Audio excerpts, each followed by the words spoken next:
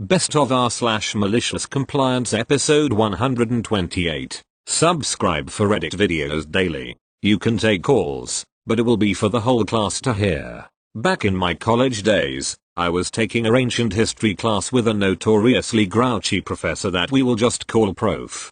He was super old school and a ripe sack of horse apples. He hated technology and insisted on using an analog projector with actual film slides because they were more reliable, despite the fact that he regularly had to replace the bulbs, sometimes in the middle of a lecture. Just so you can understand how awful this guy was, we once had to write a 3-page essay on why a certain breed of ancient dogs, I think it was a Basenji, were the superior breed of canine. Oh, and he just so happened to have 2 Basenjis. We literally were writing papers on why his dogs were cool and why he was so cool for owning them. Anyway, this Ashat was a creep, and he hated phones in his class, particularly texting. We had to physically turn off our phones in front of him unless it was an absolute emergency, and even then, it had to be a phone call as, again, he had a righteous fury reserved for texts. It was tornado season in my state, and we had several tornado warnings for the area. At the time, I was engaged, and I had a lot of friends and future in-laws in the area. So, before class I told several of them to call or text me when their area was safe just for my own peace of mind. No biggie. I honestly thought Prof wouldn't have an issue with me keeping my phone on since, you know, massive, mobile, swirling, natural disasters were roaming the city. I should have never doubted the depths of his sliminess, but he should have never doubted the depths of my pettiness. I told him that I had family and a fiancé and asked if I could keep my phone on my desk just in case. He has this awful goblin-esque scowl on his face and says, if you want to take calls during a lecture and interrupt my class, you can do it for the whole class to hear. By this, he means speakerphone. He had said the same thing before with other people, and most of them just turned off their phones. I'm a boat rocker though. I'll stir a pot of shit like my life depends on it. Naturally, I cheerily agree and thank him profusely as I text several friends before class begins, telling them to call me at certain times with the most ridiculous emergencies they can conceive, but keep them plausible. We aren't 5 minutes into the lecture before I get a call from my cousin. As the ringtone cuts through the classroom, the professor rolls his eyes and gestures for me to answer it. The neighbors sucked up the entire chicken coop, says the voice in quivering tones as if the caller is on the brink of tears. I finish the call and wish him and his fictional farm well. 10 minutes pass and I get another call from a friend. The results just came in. It's definitely erectile dysfunction. Emphasis on dysfunction. Brownie points to him for getting creative. I don't think the professor could hear the contents of the calls from his podium, but the surrounding students could, which results in either faces of pure confusion or holding back cackles. Another call like this rings in, and I am told to take any future calls out in the hallway. I spend essentially the entire period sitting down at my desk, getting a call, walking out in the hallway, consoling the caller for whatever absurd malady has befallen them, and walking back to my desk. Luckily I always sat right next to the door. I don't think I could have gotten away with this if I had to walk across the entire classroom. Afterwards, Prof let us keep our phones on our desks to check them for emergencies. We still couldn't text, but it was a step in the right direction. Edit. I've already gotten 2 DMs for more of contents of the phone calls, but I don't remember most of them as this was years ago. The only ones that I do remember that weren't included here were shaving someone's back and smuggling a giraffe out of the local zoo. Thank you. Next. Forcing me to have an office instead of work from home. Thanks for the free $10K. So I was working as a consultant and got promoted to management, and now had a team of 4 consultants working for me at the client's site, which I also went to every day. Since I was already the senior consultant and team leader, this meant very little change to my everyday job. But, as part of being management, I was now going to be assigned an office at our company HQ, as I took on a couple of other tiny clients so I couldn't technically be officed at the big client's site. This being a pretty small company, I knew most of the other management folks just worked from home since we spent all of our time at client sites, so I asked HR if they would authorize the purchase of a multi-function printer for my home office so I could print, fax, scan etc and just be home based. No effing way, they replied, as that could cost as much as $700 $800, plus I might expect IT support, and besides, I had access to all of that stuff at my shiny new office at HQ. So the geniuses assigned me an office. This is a private 10x10 feet office in the NYC office market, so it's costing them some $sign to waste this space on me. Thankfully, the previous occupant had left the office jam-packed with piles of papers on the desk, etc., which I left completely untouched so it might look to passers-by like I was actually using the office. I visited it once when I had to interview some folks at HQ, stuck my nameplate up on the door and never went back. That's not even the malicious compliance. If I had been home-based, policy would have been that leaving my home to go to the client was just part of job expectations. But, since they assigned me a physical office at HQ, every time I went to the client's site, I was technically traveling away from my office and the rules meant it was now covered by travel and expense policy. This meant I should now expense the mileage at roughly 50 cents per mile, charging, and since the client site was 75 miles away from my home, this meant every trip to the client site earned me $75, 150 me x 50 cents. Since I went there almost every day, this meant a weekly cash raise of $300 $375, $75/day x 4 or 5 days. All because someone didn't want to spend $700 on a printer for me. I expensed those miles every day for the remainder of the time I worked there, cashing in over $10k a year in free money. Thank you. Next. Can't find the paperwork. Fine, then refund me everything. This literally happened today. I made an online delivery order from a big blow home improvement store for wood for a deck. When the items were delivered I noticed I was missing a 16 featuring piece of wood that I need for the deck frame. I noted it on the order form and the truck driver said someone would get back to me. Almost a week has passed so I decided to go to the store where the order was delivered from. I told them I was missing an almost $30 piece of wood from my order. The customer service person couldn't locate the sheet I signed where it said I was missing wood so couldn't verify what was actually delivered and said she only sees it was delivered.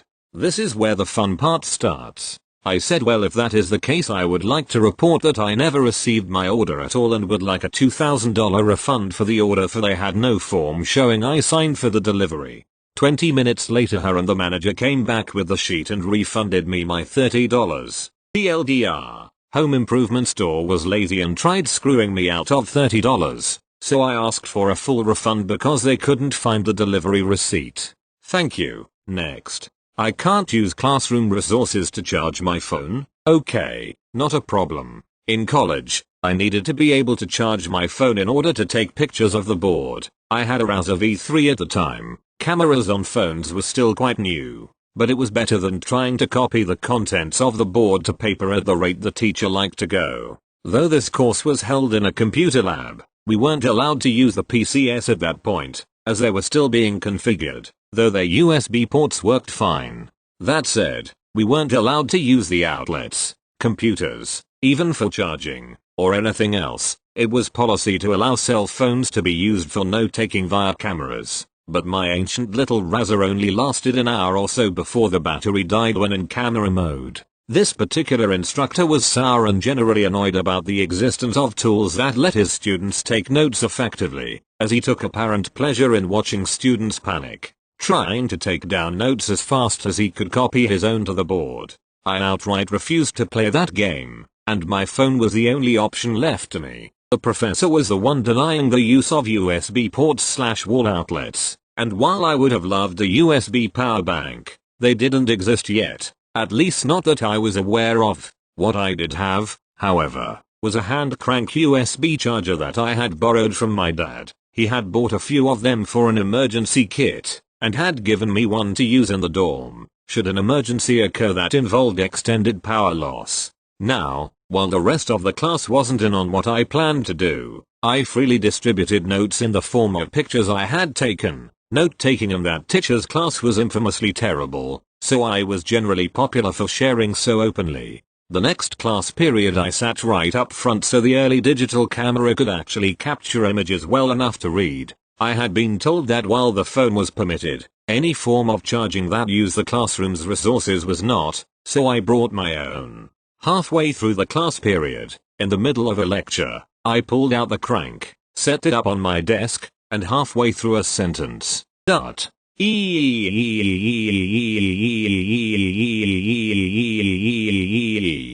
professor winced and turned around. I was just sitting there, cranking away. My phone was pinned between two enormous textbooks to keep it in place and aimed at the board. My desk was a mess of cables/plug adapters that were needed to convert from hand crank, USB power. After a few moments of just staring at me, he asked, "Can I help you with something?" I just shook my head and informed him that I was good. I just needed to try to keep my phone charged so I could keep taking notes. Most of the other students just giggled. The teacher looked around, but no one objected. Most of us just smiled up at him. Magically, the power outlets and USB ports alike suddenly became available. Thank you. Next. Want to take away our job perks? Good luck with that. This thread inspired me to write up my own story of malicious compliance that took place at my employer a few years ago. The company I was working for had a fair of people that traveled almost exclusively, so while it was a fairly small company at maybe 100 people on staff, across everyone I'd guess we would have about 12-15k nights in a hotel and over 1 million flight miles per year. That worked out quite well for everyone because they racked up a lot of rewards with hotels and airlines, so their vacations ended up costing them basically nothing. In addition to that, the company's policy was that you booked and paid for all your travel and then submitted a request to get reimbursed. So quite a lot of people were also getting insane rewards from their credit card companies as well. It was considered a perk of the job, even to the point that HR would mention it when recruiting people, and it helped people put up with some of the other BS policies they didn't like. Enter new controller. Let's call her Karen. Karen decides that the company is losing money and implements a new reimbursement system where everyone gets company cards that they use, so the company gets all the CC rewards. On top of this, they also partner with a travel agency that everyone has to use to book their flights, hotels and rental cars. The idea is that since all the money/bookings are now in the company's name, the company gets to keep all the rewards. This is all great for the company, but it sucks for all the employees because this had formerly been one of the top perks. It's like each employee got a several $1,000 pay decrease. Cue malicious compliance. I expect our CEO was like a lot of CEOs in that he had an assistant that booked all of his travel and just sent him an itinerary so he knew what flight to get on, where to pick up his rental, and what hotel to check into. Similarly, when things don't go his way, he's not one for wanting the details. He just wants it fixed ASAP. So the admin assistant started following the procedures to the letter. CEO ends up getting stuck with shitbox cars, crappy hotel rooms and stuck in coach class because the system either has limits on what choices can be made, or wants to use reward points to book, and you can't use those type of rewards for the flights/hotels/etc that is used to. Additionally, when he'd run into problems, he'd call his assistant and she'd tell him she would have to call the travel agent to see what's wrong, and this would invariably occur outside business hours, so it'd take a day to get an answer. If memory serves, that policy change lasted all of 30 days before the CEO walked into the controller's office, told her it was for shit and directed that everything should be put back exactly the way that it was. After that, I know of at least a handful of people that ended up taking the CEO's assistant out for dinner/drinks as a thank you for helping to get things back to normal. Thank you. Next. The woman who knows more than the rest of the world. So I am a nurse who works at an urgent care. We often give patients casts and splints for sprains or fractures. This durable medical equipment, DME, is billed by a third-party company. We fill out the DME paperwork, send it to them, and they send it to insurance or the patient. So today, a young girl and her dad come in. The girl has a fractured ankle and our doctor has me put her into an air cast for her injury. I explained to the dad that oftentimes this company we bill out to will send a bill to insurance, who often denies to cover it, and when they forward that bill to the patient, they mark up the price by sometimes double or triple. I talked to dad and to the patient that it's best to cash pay for such an item, so it'll cost $25 instead of upwards of $100 or $200. Dad agrees and they go on their way. A few hours later, mom calls and is screaming her head off about how her friend is an insurance rep and we are just trying to skim money off the top and take their cash and blah blah blah. I listen to her go off and try to tell her that DME that is way overcharged since insurance typically doesn't cover it. But I get cut off and screamed at again and she absolutely demands that I bill it to insurance. So fine, lady, I will bill it to insurance like you ask. She gets off the phone and I call the company to have them change it from cash pay to insurance. A few days later, I inevitably get a call back from the same screaming lady about how ridiculous a $250 bill for an air cast is. At this point the bill has been denied by insurance and the cost is final to her now. TLDR, angry lady insists I bill her insurance for an item that isn't covered and ends up paying 10 times what it's worth. Thank you. Next. You want to take my job position away from me? Stand by. I worked for an atrocious company for much longer than I should have. In Idaho, they had put me in an admin position that warranted a pay raise. This made another co-worker rather upset because she thought she deserved it. So she did what any other catty middle-aged woman would do. Play the victim card. She did everything in her power to get me out of my position, and eventually her diligence paid off. I got pulled into the manager's office, was accused of all sorts of stuff and my position was taken away and was given to her. They told me I can't retaliate. Yeah right. I went back to my desk, took every single note/file/email and got rid of everything. I changed all of my passwords. I was told she was going to use my account, and took my post-its and destroyed them. Everything was gone forever. She had access to nothing. If she thought she was going to snake her way into my position and I'm going to entertain the idea of her benefiting from all of my hard work, she had another thing coming. She told the managers I was bullying her and I was transferred into a different department. She ended up losing that position also. She deserved that for being a dick. Edit: I should mention that she was not the only one affected by my actions. It caused a lot of us pain all the way up to senior management because I was the only one that knew everything the job entailed. So a lot of things were derailed.